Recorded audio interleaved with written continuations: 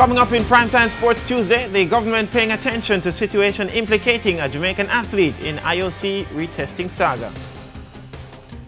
Reggae Boys will be without their taxi man for the rest of the Copa America tournament, and a North American top jockey, or two, could be parading their skills in the Cal Jamaica Derby at Caymanas Park.